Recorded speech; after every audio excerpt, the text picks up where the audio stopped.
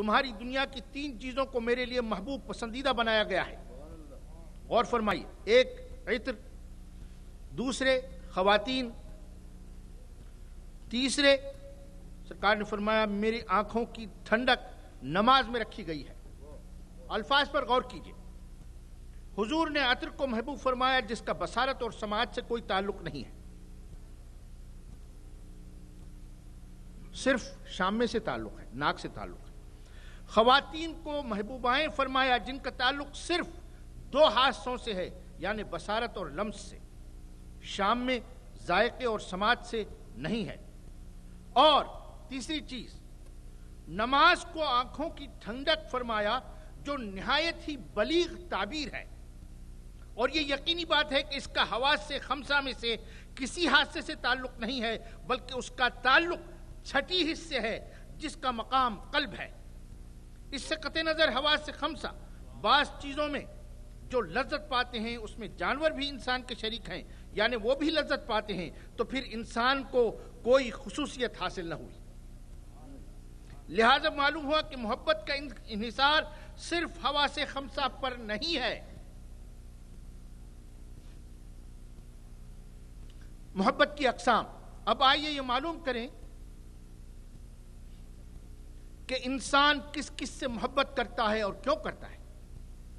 قابل غور بات یہ ہے کہ انسان کو سب سے زیادہ محبت اپنی ذات سے ہے. کیا میں صحیح نہیں کہہ رہا ہوں؟ علماء نے صحیح نہیں کہا. اس کی وجہ یہ ہے کہ وہ اپنی بقا چاہتا ہے، ہلاکت اور تکلیف نہیں چاہتا. اسی لیے موت کو پسند نہیں کرتا بلکہ ڈرتا اور نفرت کرتا ہے. اور اگر کسی وجہ سے موت چاہتا بھی ہے یا خودکشی کرنے کی جرت بھی کرتا ہے تو کسی سخت تکلیف یا مصیبت سے بچنے کے لیے ایسا کرتا ہے. اور جس طرح وہ اپنی بقا کو پسند کرتا ہے اسی طرح کمال وجود یعنی صحت و سلامتی کو بھی پسند کرتا ہے. اس لیے کہ اگر وجود کامل و مکمل نہ ہو، یعنی اس میں کچھ کمی و نقص ہو، تو آرام میں بھی کمی آ جاتی ہے. یہی فطری تقاضا ہے اور اللہ کی سنت ہے جس میں کوئی تبدیلی نہیں آ سکتی. لہذا معلوم ہوا کہ انسان کا محبوب اول اس کی اپنی ذات ہے. اس کے بعد اس کے اعضاء و جوارح کی سلامتی اور صحت ہے. اس کے بعد مال و دولت ہے. اس کے بعد اولاد ہے.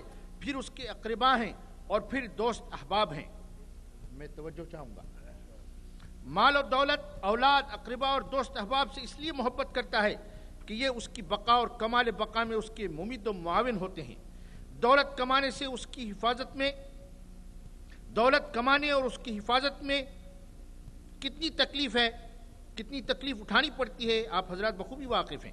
اولاد کی نشو و نما اور تربیت آسان نہیں، حتیٰ کہ اگر اولاد سے اس کو کوئی فائدہ بھی نہ ہو بلکہ نقصان ہو تب بھی وہ اولاد سے محبت کرتا ہے، اس لیے کہ اولاد کو اپنی بقا کا تسلسل سمجھتا ہے.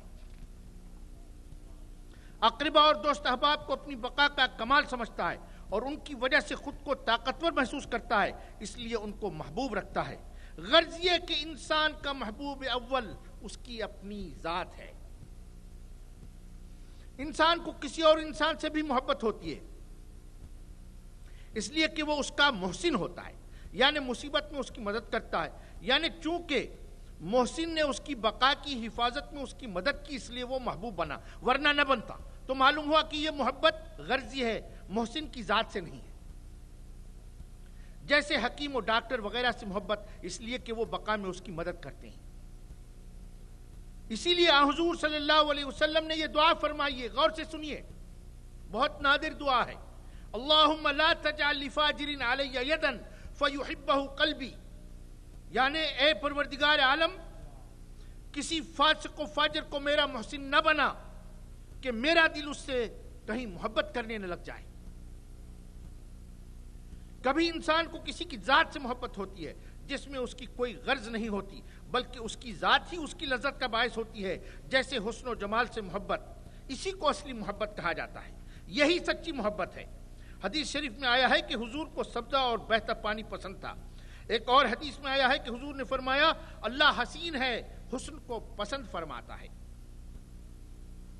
یعنی اس کا مطلب یہ ہے کہ یہ محبت ذاتی ہی ہے، اس سے کوئی غرض و غایت وابستہ نہیں ہے. کبھی انسان ایسے شخص سے بھی محبت کرتا ہے جو اس کا محسن نہیں بلکہ خلق خدا کے ساتھ حسن سلوک کرتا ہے، جیسے علماء سے محبت اور عادل بادشاہوں سے محبت وغیرہ وغیرہ۔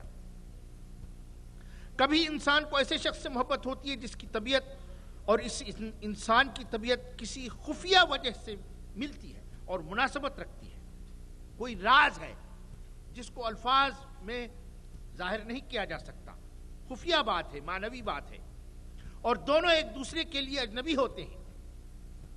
حاصل کلام یہ ہے کہ انسان کو گنتے جائیے، نمبر 1 اپنی ذات سے، نمبر 2 اپنے محسن سے، نمبر 3 خلق خدا کے ساتھ حسن سلوک کرنے والے سے، نمبر 4 حسن و جمال سے، اور نمبر 5 ایسے شخص سے جس سے اس کی طبیعت کسی خفیہ وجہ سے ملتی اور مناسبت رکھتی ہے، محبت ہوتی ہے۔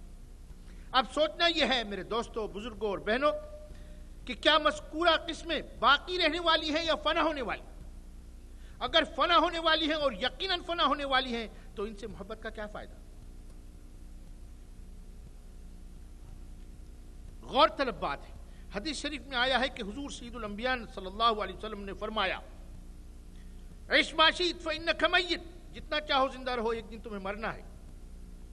وحبب ما شئت فإنک تفارق، جس سے چاہو محبت کر لو، ایک دن محبوب سے جدا ہونا ہے۔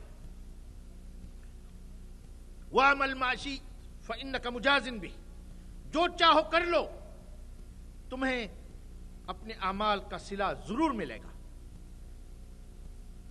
غور کیجئے، اسی لیے علماء نے کہا کہ اصل میں محبت کی 2 قسمیں ہیں، صرف 2 قسمیں ہیں۔ غور کیجئے، ایک حقیقی اور دوسری مجازی۔ حقیقی وہ جو دائمی ہو، یعنی محب اور محبوب کبھی ایک دوسرے سے جدا نہ ہو، جیسے اللہ اور اس کے رسول سے محبت۔ مجازی وہ جو فانی ہو، یعنی محب اور محبوب آخر کار ایک دوسرے سے جدا ہو جائیں۔ لہذا عقل سلیم کا تقاضا ہے کہ انسان حب حقیقی کو اپنائے، یعنی اللہ اور اس کے رسول سے محبت کرتا رہے، جس کا مطلب یہ قطعی نہیں ہے کہ اپنے اہل و عیال اور اقربا اور دوست احباب سے محبت نہ کرے۔ حب رسول کے معنی، میری دین بہنوں اور بھائیوں، اللہ اور رسول اللہ سے محبت کے کیا معنی ہیں؟ علماء کا اس بارے میں اختلاف ہے۔ بعض کہتے ہیں کہ حب رسول کے معنی اتباع رسول کے ہیں، یہ حضرت سیدنا سفیان ثوری کا قول ہے رحمۃ اللہ علیہ۔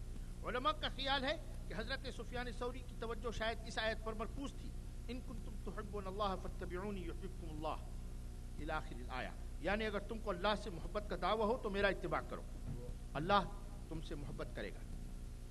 بعض علماء کہتے ہیں کہ حب رسول کی یہ معنی ہے کہ انسان یہ سمجھنے لگے کہ حضور کی مدد کرنا، یعنی آپ کا ساتھ دینا، آپ کے پیغام میں آپ کا ساتھ دینا، تبلیغ میں آپ کا ساتھ دینا، اللہ کے احکام کے نفاذ میں آپ کا ساتھ دینا۔